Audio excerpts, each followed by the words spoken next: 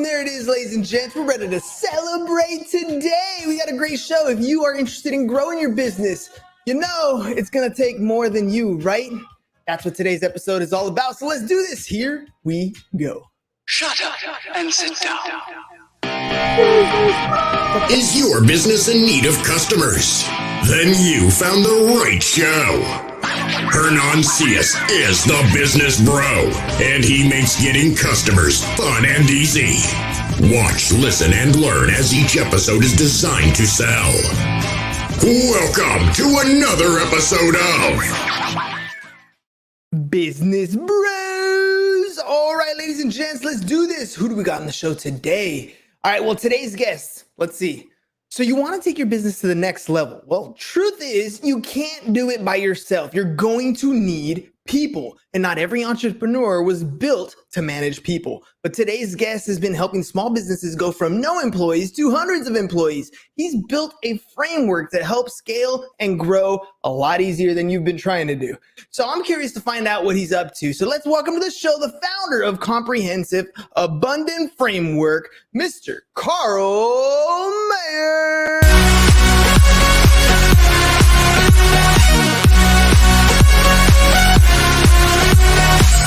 Karl, it's a party, man. Welcome to it. Celebrate. Pump it up. All right. All right, my brother. Well, first of all, welcome to the program. And I'm always curious. I don't know how many podcasts you've been on and what you've done, but what was your experience like booking with us and now that you're on the show? Yeah, no, it's really good. You guys are easy to work with. You know, you've got it organized. You got a plan. Makes it easy to, engage and communicate what we're about. So I was very pleased, very easy. So perfect. All right, let's do this thing then. Hey, when an entrepreneur starts, they think it's all going to be roses, rainbows, and sunshine. Then they get hit with, a little bit of rain, clouds, some storm, maybe some flooding from time to time. And every entrepreneur has to get up and figure out how to solve the problem. And a lot of times there's a why behind that story. So that's my first question to you. Why are you doing this? Because I want to know. There you go. Yes. Why is this? Why would I do this? So I came out of corporate, 30 years ago. Time flies. My parents twisted my arm to come work for the family business. So I'd been in the big corporate world, saw how they were running the smaller company. We had, like 20 people or something like that. And it was very different than I was used to. And I thought, wow, maybe it's just my parents, the way they're working. And gradually over the years, I've worked with a whole bunch of different companies, and I've seen that, the way they're managing is limiting their growth. And having seen this over and over, I'm like, man, we could help so many people if they could grow further and, kind of develop the process to do it. And I'm like, I just feel like I've got to give back. I've got to help people get to that next level because small companies are so important for, families, for entrepreneurs, for building wealth, for our economy. So that's why it's important to me. It's funny because today, even though I feel like we're shifting more towards a gig economy than we are an hourly type economy, we still need both types of employees, obviously, but more and more people are kind of trying to take a step away from going to an office on a regular basis versus going in. And, I have business partners and we go back and forth on this all the time. We like that concept, that idea of, working bank hours. You clock in at this time. I know what you're doing, what you're supposed to be doing, but it also kind of makes you feel like you're micromanaging people. What are kind of the problems that you're seeing that you're addressing with what you're offering? Because I know people do things differently only because that's what, as a result of what they were already doing, not necessarily because it's the most efficient. Right.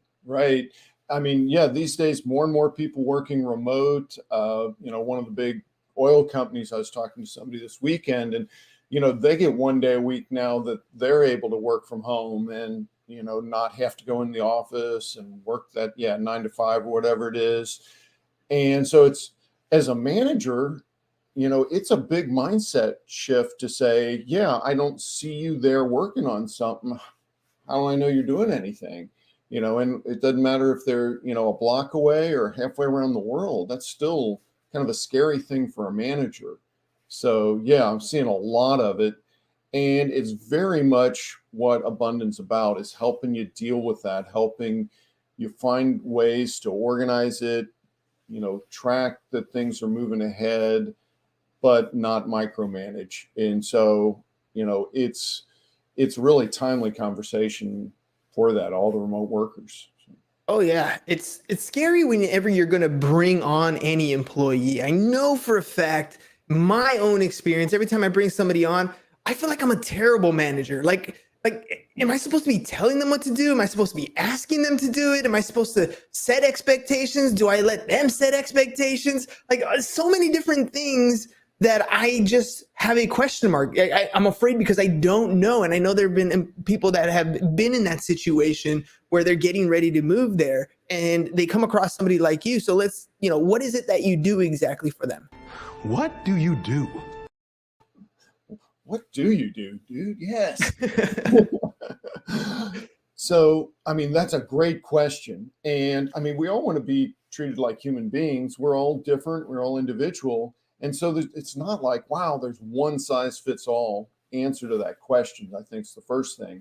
And so helping kind of bring tools that help you figure out, what does this person need? Sometimes people do need to be told what to do, man. If I've never, built a road before, somebody better give me some instructions or I'm not going to get anywhere. On the other hand, if I've built 100 roads, dude, you don't need to tell me how to do it. Hey, if, you've done 900 podcasts, I don't have to tell you how to do it, but I do have to guide you on what we're looking for, in moving the podcast forward. So, what we're bringing is tools. Management hasn't changed a whole lot in 100 years because people haven't changed a whole lot in 100 years. The tools are there, but unless you've, been shown how to use those tools, how do you know? That's what we're doing. We're bringing tools, and we've got software to make it easy to use those tools and cost effective to get there. But that's what we're trying to help you do. Figure out how, Sam over here needs one thing and Hernan over here needs another. And how do we make it work for all of them so the company works together? So you're a problem solver. You're coming in and you have, dude, I got this nail that I need to pound into this piece of wood, and you come in and you have the exact tool needed, right? We're not going to use a screwdriver to pound that nail. Here's the proper hammer. Here's how you do it. And now anybody who comes in can nail it, can put that nail in that wood, no problem. It sounds to me like it's really that plug and play. You just didn't know that you needed the hammer.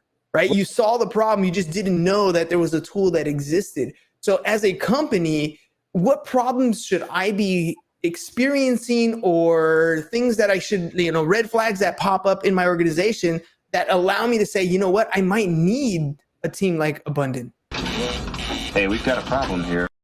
Yeah, exactly. Exactly. So what kind of situation comes up? The most common thing that we see is, hey, you started the business, you had a couple people, you really knew all your stuff, you're very hands-on, and it worked fantastic. It grew. All of a sudden now you've got 15 or 30 people, and you still got all these things you're touching, and it's just overwhelming. You've got 10,000 things, people coming at you, all your employees from all different directions, and you're just barely keeping up. And what you're finding is that you can't keep up with a million things, but it's too scary to delegate. I've tried delegating before, Karl, but it always blows up in my face. And so, I don't want to do that anymore. We help you build the infrastructure, use our tools, use our approach so that you can delegate, you can get the company to continue growing, and it doesn't blow up on you. Does that make sense? Yeah, it kind of does. And it kind of brought to my attention another thought. Part of it is the system and tools. Part of it is how to use the system and tools. And I'm thinking the other side of it are things that you don't really think about as far as once you have employees, but you need to start implementing things like team meetings, and how do you structure these meetings, and what are the things and objectives what kind of KPIs do you set? Like all these different things that have to come into play when you start having employees so that everybody's going in the same direction, right? Because I mean, it's one thing to bring somebody on, but if they have an idea of what the vision of your company looks like and it's different from your idea and your vision of the company, you're never going to be heading in the right direction. And that's just the first employee. You're talking about putting systems in place for multiple employees, right? Right. When you got a handful of people, you can kind of sit around the table and you figure most of it out. But as you get, more than, 10 or 20 people, man, it gets way more complicated. So yes, we need to make sure they all know where they're going, get them moving in the same direction. We've got to make sure everybody knows how they all fit in together. Let's get it organized and make sure everybody knows, who to go to with a problem. What decision can they make? Like you say, management meetings. Supervisors need to be trained. Man, we're growing. We've got to have other people supervise. How do we train those supervisors and then monitor those supervisors? Process training people, individual contributors. How do we train them effectively and efficiently? So, those are some of the types of situations that we're dealing with. We're helping managers figure out and get control of. So they're running the business and it's not running them. So in any business, getting that ideal customer is, well, first of all, figuring out who this ideal customer is a mission on its own. And then finding them is going to be the hard part. So let's start off with the first part. Who is your ideal client? Who is in this position where they're ready to have this problem solved? I am looking for qualities beyond the physical. Exactly. That's right. It's not how tall you are or, what shape you are. It's about what's your problem. If you've got sales coming in and you're not keeping up with those sales coming in, customers are getting frustrated because they're not getting product delivered, services delivered. That is probably a fantastic situation where we can add huge amount of value and really help you out. So that's really what it comes down to. For me, it's almost like one of those things where I was reading, what book was it? Entrepreneur Roller Coaster by Darren Hardy, the same guy who wrote The Compound Effect, right? And he's talking about, and I think that's where I heard it, but he's talking about how, hire slow, fire fast, that sort of mentality. But what people don't realize is sometimes the hiring that wrong employee is very expensive. I mean, think about the time the employee is there. Maybe they're not the right fit. They go through all the training, which they are not a right fit for. Then they get into the organization and they are not a right fit. So they start having problems and it becomes cancerous. And then you have to get them off of your payroll, which means let them go. Sometimes it includes a severance pay. Like you can be in 50, 60, 100 grand into the wrong person. So when you're bringing people on, you're looking for that ideal client, you're helping them with their hiring process. Is that criteria part of the beginning process? Like, who is a good fit for this role? Or do you develop the role first? Or how does that work? Right. Man, so many times I'll hear people say, okay, this is kind of the job I need done.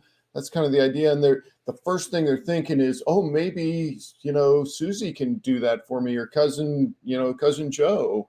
And, you haven't thought through, what do you really need in that, role? What exactly do we need done?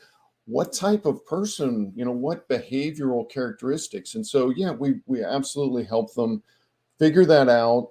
And then we can even guide them, through what questions you ask in that interview. If, you just say, hey, are you good for this job? Well, you might get one answer. If you ask, questions that lead you through what behaviors they're really inclined to do. I mean, if you're looking for a salesperson that's afraid to, reach out to prospects, that's probably not your best fit. Yeah. And, on the other hand, if you've got an accountant that just wants to talk to people all day and not dive into the debits and credits, that's probably not a good fit either. So what those behaviors are is really important. It's amazing how different we are and how similar we are at the same time, right? Like, we all want to get things done, but we have a different way. It's kind of like ants. I feel like humans are like ants on this big rock that we're in. We're all building and creating things, and we're kind of following each other, but we can kind of do our own thing. But then we kind of got to get back in line. I don't know, human nature. We're funny. All right, let's kind of move on here. In any business, acquiring those customers is a difficult thing. For some, we get really good at word of mouth. For others, we get good at paid ads. For others, we get good at, building a referral network or using like a BNI type strategy. How are you finding your clients right now?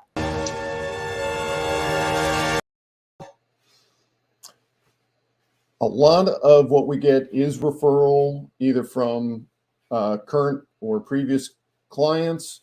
Some of it does come through LinkedIn. We get a lot of contacts through LinkedIn. People nowadays, do research there. Occasionally we'll get it through web searches, but referrals, LinkedIn is probably our two most common ways to get customers. And how have you been, how's that worked for you for a few years? Like, I mean, what kind of strategy was that like at the beginning? When you're first getting started, nobody knows who you are. Walk me through that. Right. Well, definitely had done a lot of networking over the years. So referrals were, when I started, that was 100% of, where the business came from, and gradually build up kind of some of the marketing pieces, the LinkedIn approach to, putting information out there, helping people understand what the ways you can solve some of these challenges are. So putting that information content out there has really helped us draw attention as well. Yeah, and I like your website. Very simple, straight and to the point. This is what we do. Let's set up a consultation. Let's have a conversation. So tell me what that process is like. So let's say we're, that ideal customer is out there right now listening to this, and they're like, dude, I've been trying to get this hiring thing under my belt. I can't figure it out. I know that's the next step. What do I do? What is your sales process like? Somebody wants to come talk to you. Thank you so much.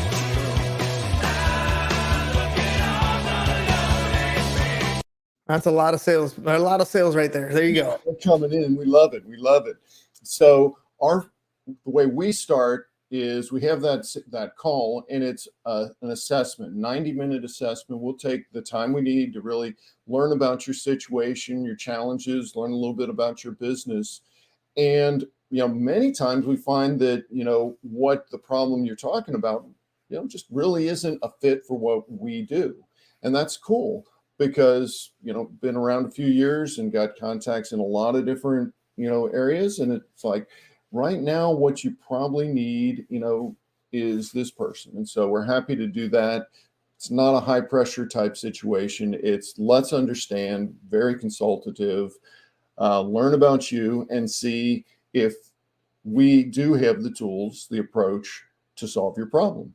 And then if it seems like a fit and, you're interested in continuing, then we keep going. If not, we see how we can help you and we keep on moving.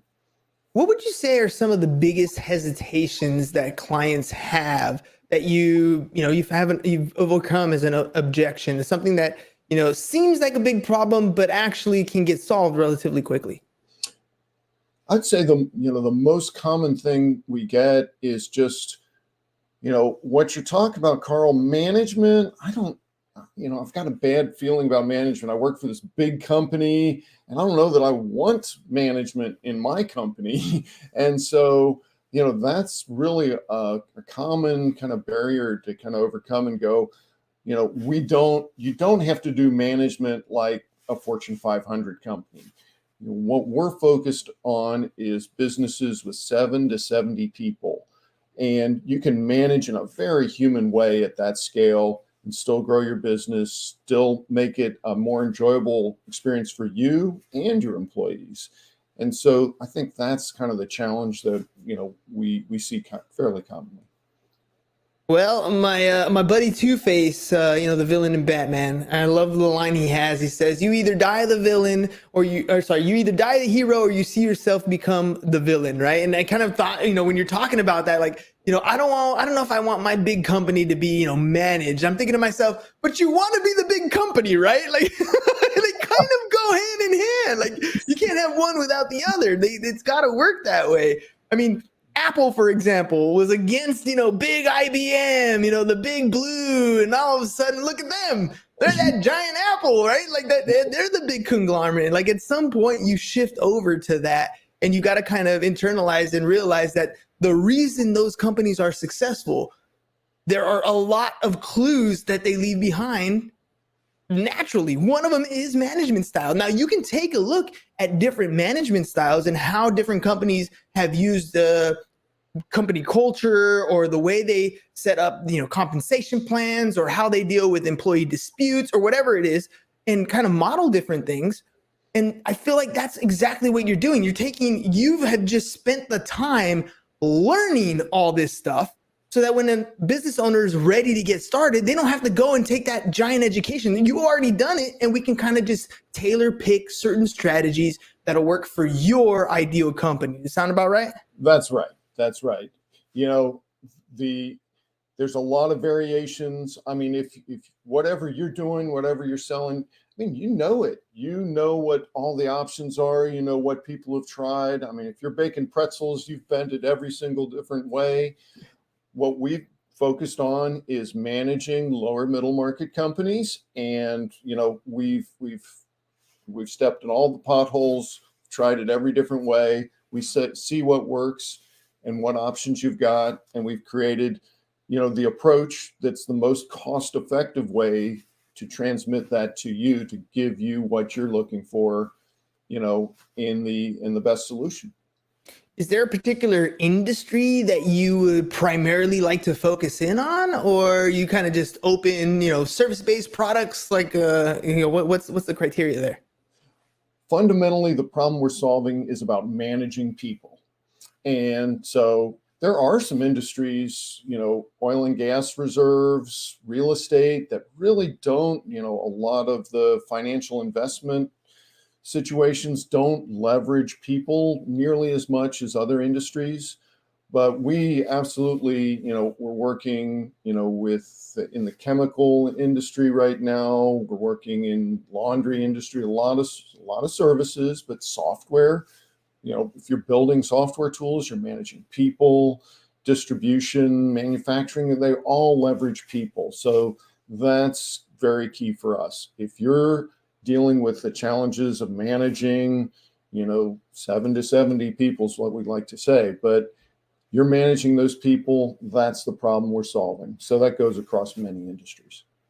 All right. Look, ladies and gents, when you get information, that is money in your pocket. If you're willing to take action with it, if you're willing to put it into play to see how it pans out. And that's exactly what Karl's going to do here. He's going to give you some money, something good. Hopefully it's Me?